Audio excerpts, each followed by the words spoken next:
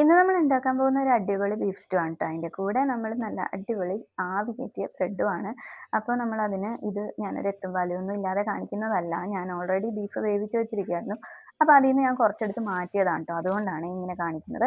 അപ്പോൾ നമ്മൾ വേവിച്ച ബീഫിലേക്ക് പിന്നെ ഇട്ട് കൊടുക്കുന്നത് കിഴങ്ങ് അരിഞ്ഞത്, ഉരുളക്കിഴങ്ങ് അരിഞ്ഞതും ക്യാരറ്റ് അരിഞ്ഞതും പിന്നെ പച്ച പട്ടാണി, ഇവിടെ പട്ടാണി എന്നൊക്കെ പറയും, പച്ച ഗ്രീൻ പീസ് ആണ് ട്ടോ.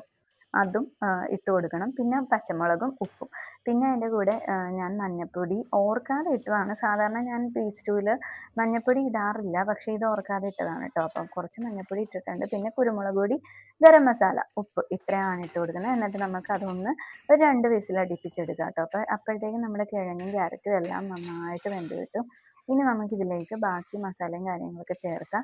അപ്പോൾ നമ്മൾ മസാല ചേർക്കുമ്പോൾ സാധാരണ ഞാൻ മുഴുവനോടെ മസാല ചേർക്കാറുണ്ട്. ഇതിൽ ഞാനത് ചേർത്തിട്ടില്ല. അതെന്താണെന്ന് വെച്ചാൽ ഞാൻ ഓൾറെഡി എല്ലാം പൊടിച്ച് വെച്ചിരിക്കുന്നതുകൊണ്ടാണ് കേട്ടോ.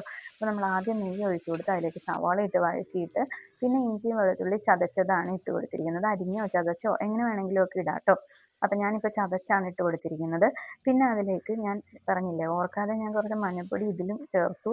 പിന്നെ കുറച്ച് കുരുമുളക് പൊടി, ഒരു 1/2 ടീസ്പൂൺ കുരുമുളക് പൊടി, പിന്നെ ഒരു 1/2 ടീസ്പൂൺ ഗരം മസാല ഇത്രയും ഇട്ട് കൊടുത്തിട്ട് നമുക്കതിലേക്ക് കുറച്ച് വെള്ളവും ഒഴിച്ച് ഒന്ന് ഇളക്കി കൊടുക്കാം. പിന്നെ ഉപ്പ് നോക്കിയിട്ട് ഉപ്പ് പോരാന്നുണ്ടെങ്കിൽ കുറച്ച് ഉപ്പും കൂടെ ചേർക്കണം. എന്നിട്ട് പിന്നെ നമ്മൾ കുറച്ച് തേങ്ങാപ്പാലും കൂടെ ഒഴിച്ചിട്ട് നമ്മൾ ഇതിനി ഒന്നുകൂടെ അടച്ച് ഒരു വിസിൽ അടുപ്പിച്ചെടുക്കും കേട്ടോ. അപ്പോൾ ഈ ഒരു വിസിൽ അടുപ്പിക്കുന്നത് എന്തിനാണെന്ന് വെച്ചാൽ നമ്മൾ ഈ തേങ്ങാപ്പാലും ഈ മസാലയൊക്കെ ഇട്ട് നന്നായിട്ട് നമ്മൾ ഒന്ന് ഇളക്കി ഒരു വിസിൽ അടുപ്പിക്കുമ്പോൾ അതെല്ലാം ആ കഷ്ണങ്ങളിലേക്ക് പിടിക്കും കേട്ടോ, ആ തേങ്ങാപ്പാലിൻ്റെ ടേസ്റ്റൊക്കെ. അതിന് വേണ്ടിയാണ്.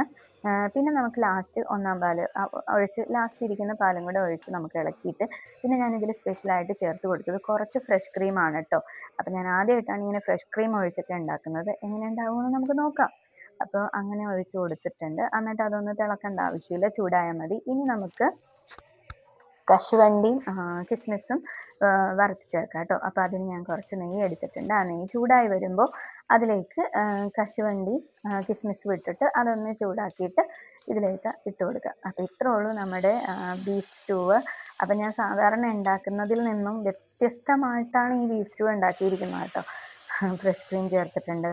പിന്നെ നമ്മൾ മുഴുവൻ മസാല ഞാൻ ഇതിൽ ഇട്ടിട്ടില്ല. അങ്ങനെ ചെറിയ ചെറിയ കുറച്ച് വ്യത്യാസങ്ങളൊക്കെ ഉണ്ട്. പക്ഷേ എന്തായാലും നല്ല അടിപൊളി ടേസ്റ്റ് ആയിരുന്നു. അപ്പോൾ ഇത് നമ്മുടെ ബ്രെഡ് ആവി കയറ്റി വെച്ചതാണ്. അപ്പോൾ ഇത് രണ്ടും ഒരു അടിപൊളി കോംബോ ആണ് കേട്ടോ. ഒരു രക്ഷയില്ലാത്തൊരു കോംബോ ആണ്.